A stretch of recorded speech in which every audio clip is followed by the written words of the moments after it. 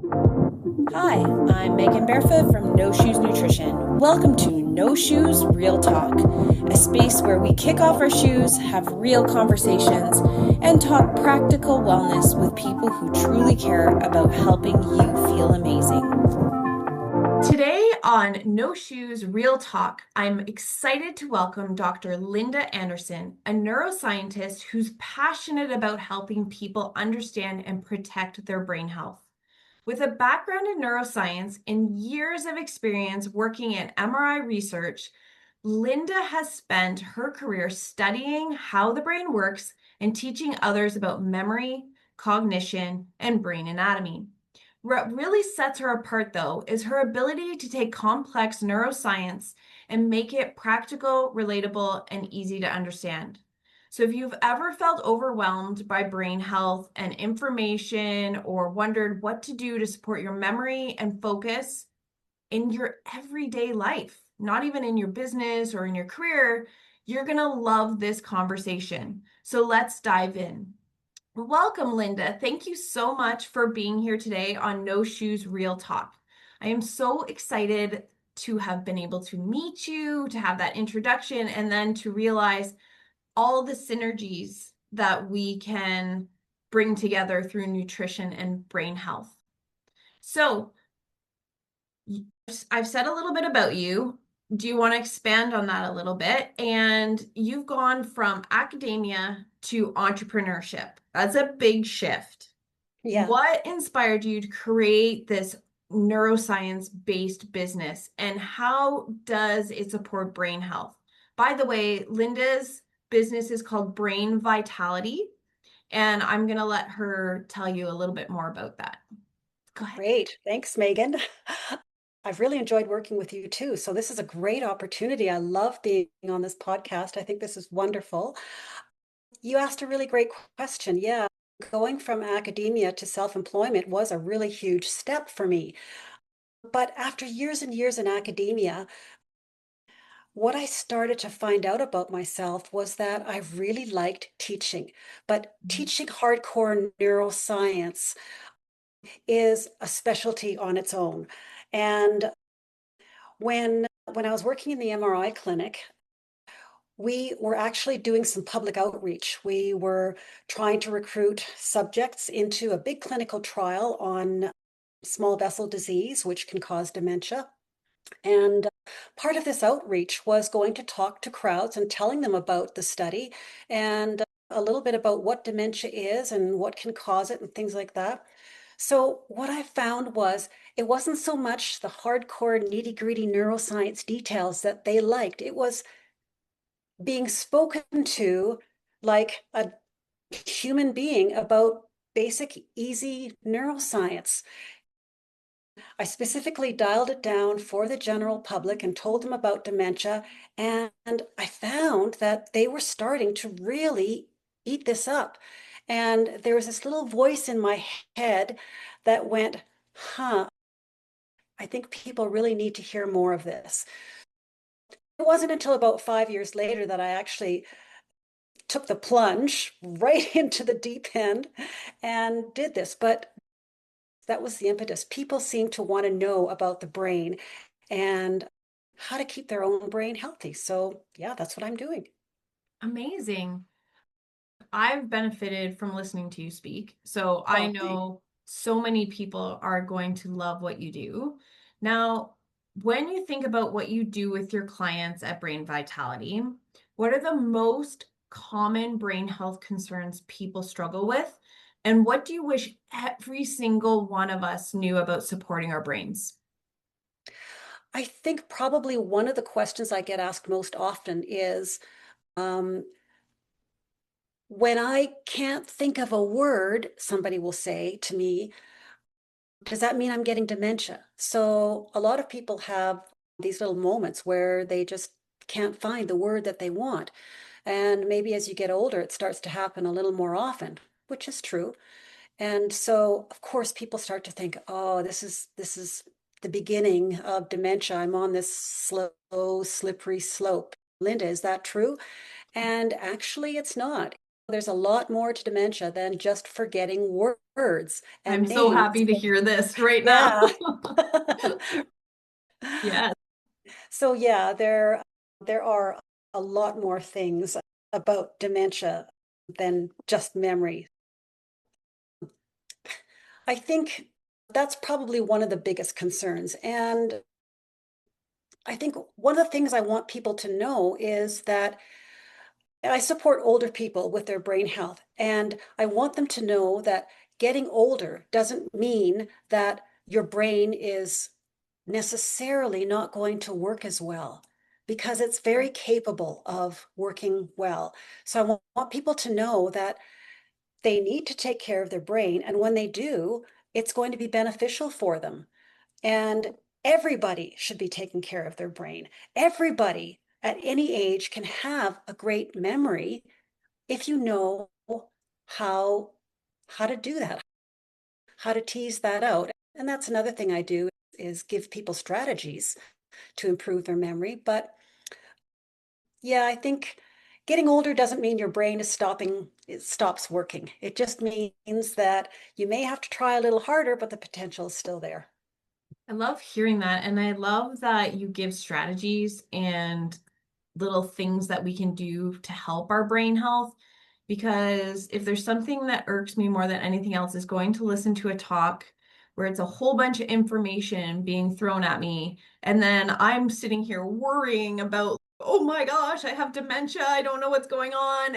But there's no strategies. There's no like things that I have within my control. So let's talk about you've spent years studying the brain. And I would love, because we just talked about these strategies, what is one mind-blowing fact about the brain or memory that you think everyone should know? And if you can think on the spot here, what is one little thing that we should be doing every day to support our brain and our memory?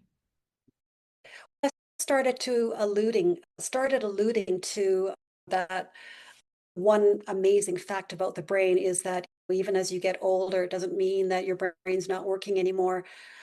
I want people to know that the brain is amazingly adaptive. Your brain contains the potential to continue to learn and shape itself as you get old. So if you think of the brain cells in your brain as having little fingers that go out and constantly move around the rest of the brain and look for other connections. It's called neuroplasticity. And that is maintained into old age. But that's what allows everybody to learn new things. We all have that capacity. Like I said earlier, it might get a little bit slower, but it doesn't diminish.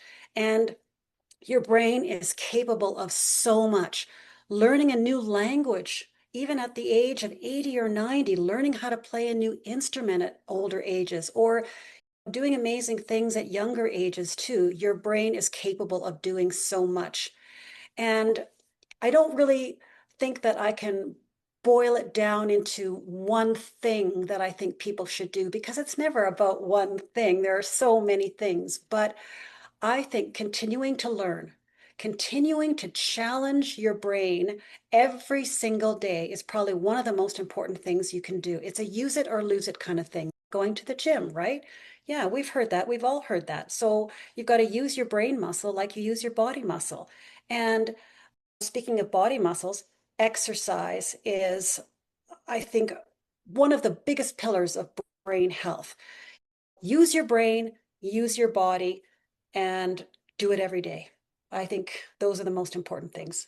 It's really interesting that you said that because I just saw an article on the weekend that was talking about racket sports. And I know like pickleball has gotten really big lately.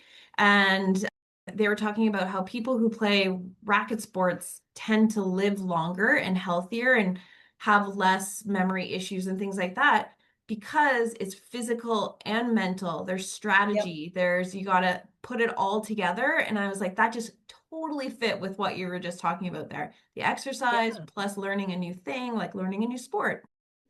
Yep. Very cool. Yeah, that's a So, great example. yeah, yeah. So we've been working together on a few little projects here and there in the last little while, and it's been so fun. So I want to pick your brain here in your experience, because you know how I love gut health and everything like that and nutrition. So how are gut health, stress, and cognitive function connected? So what changes do you see in people when we start supporting brain health from the inside out? Well, gut health and stress and cognitive function, how are they connected? Your brain and your gut are connected via the vagus nerve, and that's the gut-brain connection that I think most or a lot of people are familiar with. It's this super highway of information that is a two-way street going between your gut and your brain. Stress, for example, will affect your brain as well as your gut. Stress can build up inflammation, both in your brain and your gut.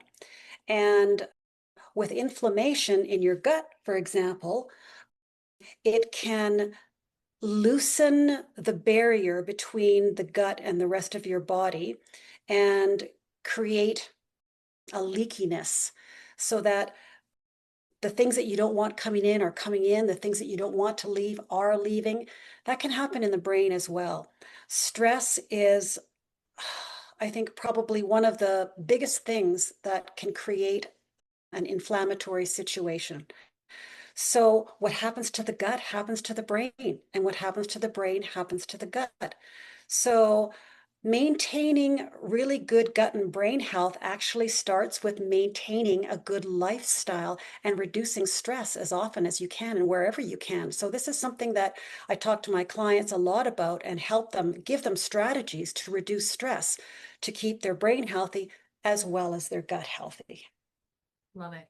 Love it. And now we're starting to work in a little bit of nutrition strategy with that as well, with our talks Yes, and our couple cooking classes we have going on. right. What simple habits would you recommend to nearly every client? I have my go-to supplements, I have my go-to foods that I give as recommendations to my clients. What is something that you recommend that people can start today to support their memory, their focus, their long-term brain health? Because I'm only in my mid 40s and I was already having conversations with my husband about whether or not I'm starting to have dementia, right? So can't come up with words. I forget things more easily. I have to keep lists, lots of lists. We have lists all over the house.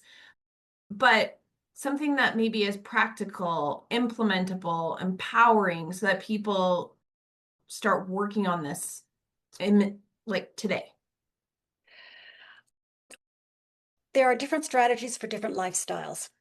Fair. In your situation, midlife, maybe premenopause is starting to go to play a factor in your life. That is a huge area of brain health that I offer support in as well. So menopause can cause a lot of discombobulation in the brain. It can cause memory issues. And somebody like you with a stressful job, you're very busy, multitasking, things like that, it's easy to forget. I love your strategy of keeping lists. That is a great strategy. Good. One of the things that I think is really important to keep your brain healthy every day is to remember to get out of your comfort zone. And I talked about this a little bit Interesting. earlier. Use it or lose it. And a great way to get out of your comfort zone, and this is something that I've talked about in some of my presentations, is to maybe not rely so much on your GPS. Think about where you're going. Get your mind off autopilot and actually plan the route to your destination. So Calgary is a pretty big city. I don't know my way around the whole city. I darn for tootin' need a GPS. But what I tend to do is I will open up a map before I go somewhere new, look at it, memorize as much of it as I can, and then close it down and drive as far as I can get without my GPS. 9 times out of 10, I can make it the whole way, but that's an exercise that I can do Not every day because I don't drive somewhere new every day, but it's something that I can do quite often. And it's challenging. It's like playing a brain game because you are forcing your brain to remember, to recognize patterns, and to make decisions. And all of these skills are things that you need to continue to do, especially as you get older. But as we get older, we tend to not challenge our brains in that way. We do the same old brain games over and over. I would say you need to do different brain games all the time to keep challenging your brain. There's one example of trying to be maybe a little less dependent on your GPS. I love that. I love that. I always use my GPS the first time, and then if I go back to that place, I try to get back without using the GPS. Yeah, good for you. I just try to not rely on technology as much as I can. And Perfect. I really want to learn the city and learn the Yeah. different areas. So that's just always something that I've tried to do, but I love the idea of planning out the route before and trying to get as far as you can if you have time to do that. Yeah. Yeah. I Absolutely. get that too. What do you think about the word crossword puzzles and because that was always the thing, like that my grandparents are always saying they put it in the paper so that my brain stays Yeah. young. They used to tell us that because I asked my grandma all the time why she did the word puzzles every day. Does that work or Yeah, for sure. But the more you do the word puzzles, the better you'll get at the word puzzles, which is right? fine. There's nothing wrong with that. But again, I would say try doing different word puzzles all the time because that's going to introduce a challenge. So if you do the New York Times crossword puzzle, you're going to get used to it. You're going to start to notice patterns and it's going to get easier and easier. Maybe on Tuesdays, try some other crossword puzzle or start doing a different word game. I like to tell people to mix it up as much as they can. Do brain games, absolutely. But when you can, do other stimulating things too, like we just talked about with the Right. GPS. Yeah, I love that. So the I think the take-home message here is your brain loves novelty. Your brain needs the challenge to keep doing something new. So if you can remember to do something new and different, that's going to take you a long way to maintaining your brain health for sure. I love that. I just have one last thing that's burning in my mind that I just want to ask you about, and that is Sure. devices. And I see this at every age right now. I see it with my teenage daughters, my young nieces and nephews. I see it with my parents. I see it with colleagues and friends and my husband. And what is your opinion on devices and time frames? Should we be setting limits on that? Is it affecting memory? What is your opinion on devices? I know I There didn't was a, give you this ahead of time. This is it's right okay. off Yeah, the cuff that's here. okay. There was a term that was flying around a year or two ago. It was called brain rot. Mm. And I think when people use their devices to mindlessly doom scroll, it's not doing their brain um, any good at Benefit, all. yeah. Yeah, so it's activating the dopamine. It's giving that dopamine rush that feels good without any productive outcome at all. And it becomes a constant need, like an addiction, to keep fueling that dopamine rush. The the thing that they're doing in Australia right now by banning devices for kids under 16 is going to be a great experiment. Mm. They are going to get some really good data out of that. And I'm really excited to see how all of that shakes out with whether grades are increased, whether the mental health of people under 16 is going to improve. I'm really excited to see that. And I'm glad they're doing things like that. We all use devices and they are great for keeping us on track. I use my device for notifications, calendar notifications. But there are great brain health devices on your phone. For example, there's one called Brain Fit. It was actually developed by the part of the Alzheimer's Association.